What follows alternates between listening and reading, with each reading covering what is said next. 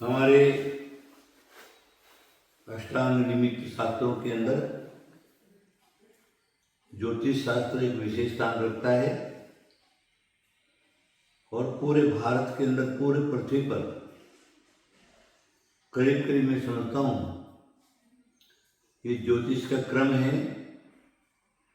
सभी लोग उसका उपयोग करते हैं, चाहे वो कोई धर्म वाला हो, कोई पंथ वाला हो। ज्योतिष शास्त्र सबको मान्य है और ज्योतिष शास्त्र जो अष्टांग निमित्ति के अंदर बताया है 5 अंग हैं, जिसको कहते हैं पंचांग। तिथि, नक्षत्र, वार, करण और योग, ये 5 जो विशेष हैं, उसका महत्व घड़ी, घंटा, दिन, मास आदि उसको पंचांग कहते हैं। और उन पंचांगों के अंदर उनका प्रत्येक का अपना अपना समय होता है। अंग्रेजी तारीख रात को 12 बजे बदलती है, वार प्रातःकाल सूर्योदय से बदलता है, तिथियां हैं, कई घड़ियों से, कई घंटों से परिवर्तन होता है। नक्षत्र हैं, नक्षत्रों का भी यही है। एक नक्षत्र का उदय हुआ, दूसरा नक्षत्र कब आएगा, कितना घड़ी, घंटा, दिन, मास, घड़ी, घंटा रहेगा, उसका सारा का सारा ज्योतिष शास्त्र में विवरण दे दिया है। 27 नक्षत्रों के अंदर अश्विनी, भरणी, कृत्तिका, रोहिणी, मृगशिरा, आद्रा, पुनर्वसु, पुनर्वसु और पुष्य। आज गुरु पुष्य अमृत है। एक सामान्य पुष्य, सामान्य जो पुष्य नक्षत्र है उसका भी बहुत बड़ा भारी प्रभाव है। और जिसके साथ रवि योग मिल गया है या गुरु योग मिल गया है, सिद्धि योग या सर्वार्थ सिद्धि योग बन जाता है। अगर सर्वार्थ सिद्धि योग बना और उसके अंदर किए हुए सारे कार्य हैं वो निर्विघ्न संपन्न होते, किसी प्रकार का कोई भी बाधा नहीं आती। गुरु जो है, गुरुवार और रविवार, ये दोनों दिन पुष्य नक्षत्र मिलना चाहिए। पुष्य नक्षत्र में किए हुए जो कार्य हैं कभी फेल नहीं जाते। ज्योतिष शास्त्र में इस प्रकार का बताया है, पुष्य नक्षत्र को अगर सोना कोई खरीदता है तो अवश्य ही उसको सोने के अंदर लाभ होता है। सोने के भाव बढ़ेंगे और उसको लाभ होगा। ये व्यापारियों की बात है, लेकिन पुष्य नक्षत्र जो है वो 27 नक्षत्रों में सिंहो यथा चतुष्पदानाम तथैव पुष्यो बलवान नूनाम ऐसा चतुष्कार होता है। जैसे चतुष्पद जो है पशु, उसमें सिंह बलवान होता है। सिंह से ताकतवर दूसरा कोई पशु नहीं रहता।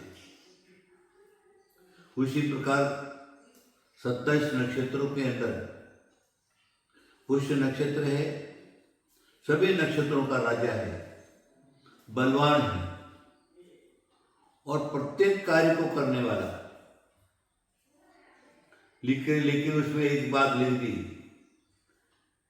विवाह कार्यम त्यक्त्वा। पुनर्वसु पुष्य नक्षत्र में विवाह आदि नहीं करना चाहिए, क्योंकि वो सबका काम करता है। तो पुष्य नक्षत्र में किया हुआ विवाह आदि जो है वो फेल हो जाता है। वो महिला या पुरुष सच्चारित्रवान नहीं रहते, क्योंकि सबका काम, सबकी इच्छा पूरी करते। इसीलिए पुनर्वसु पुष्य नक्षत्र को छोड़कर अन्य नक्षत्रों में विवाह आदि शुभ कार्य वगैरह सारे लिखे हुए हैं। लेकिन पुष्य नक्षत्र में सारे के सारे कार्यों की सिद्धि करेगा, कहीं कोई कमी नहीं छोड़ेगा। कितना भी किसी प्रकार के उपद्रव खड़े हो जाए, उपसर्ग खड़े हो जाए, संकट खड़े हो जाए, संकट का पहाड़ सामने खड़ा हुआ है तो भी पुष्य नक्षत्रों किए हुए जो कार्य हैं वो अवश्य ही सक्सेस हो जाते हैं, फेल नहीं होते और काम पूरे के पूरे हो जाते हैं। वही दिन आज मिल गया है, गुरु पुष्यामृत। बड़ी मुश्किल से मिलते, गुरु पुष्यामृत हो चाहे रवि पुष्यामृत हो, बड़े मुश्किल से मिलते। कभी कभी तो साल भर निकल जाता है। रवि पुष्यामृत तो कभी कभी जल्दी मिल भी जाता है, लेकिन गुरु पुष्यामृत जो है वो नहीं मिलता। गुरु पुष्यामृत मिल गया, अब आज के दिन आपके जितने भी कार्य हैं, जो भी कार्य बाकी हैं, वो सारे के सारे आज से प्रारंभ कर लीजिए। आज का मुहूर्त सिद्ध मुहूर्त है और ये सिद्ध मुहूर्त जो है आपके कार्य को कभी फेल नहीं होने देगा। चाहे धंधा हो, व्यापार हो या गृहस्थाश्रम में कोई भी कार्य, खेत लेना है, देना है, दुकान खोलना है, फैक्ट्री खोलना है या मकान बनाना है, भूमि पूजा, नीम भराई या वास्तु, गृह प्रवेश, फैक्ट्री का चालू करना है, दुकान का चालू करना है, धंधा चालू करना है, छोटे से छोटे कार्य से लगा करके बड़े से बड़े कार्य अगर आज के दिन हम का प्रारंभ करते हैं तो अवश्य ही उसमें लाभ होगा। अवश्य ही आपको जो क्या है तकलीफ नहीं होगी और लाभ ही लाभ होगा। एक बात मेरा कहना जरूर है, ये सारी विश्वास पर चीजें, विश्वास अगर आपका सही है तो कार्य अवश्य सिद्ध होंगे ही होंगे। वैसे मुहूर्तों में 3.5 मुहूर्त रहते हैं। 3.5 मुहूर्तों में वार, नक्षत्र, योग, करण आदि को देखने की आवश्यकता नहीं रहती। उस दिन चालू कर लिया, गुड़ी पड़वा, फिर दशहरा, फिर दिवाली की पड़वा, ये 3 मुहूर्त और आखा तीज का आधा मुहूर्त, इस 3.5 मुहूर्त सिद्ध मुहूर्त रहते हैं। उस दिन किए हुए कार्य अवश्य सफलता की तरफ ले जाता है। फिर उसके अंदर भी 3.5 मुहूर्तों को छोड़ करके अगर आपको, क्योंकि 27 महीने के 30 दिन होते हैं, 30 दिन में इस 27 नक्षत्रों में गुरु पुष्य नक्षत्र जरूर आता ही आता है, क्योंकि क्रम है अश्विनी, भरणी, कृतिका, रोहिणी, मृगशिरा, आद्रा और पुनर्वसु। 7वां नंबर पुष्य, 8वां नंबर पुष्य नक्षत्र का। तो प्रत्येक महीने में पुष्य नक्षत्र आएगा ही। आपको कुछ भी अगर मुहूर्त नहीं मिलता है तो आप उस दिन कार्य प्रारंभ कर लीजिए। उसमें भी अगर गुरु पुष्यामृत मिल गया, रवि पुष्यामृत मिल गया, फिर तो आपके कहना ही क्या है, लाभ ही लाभ है।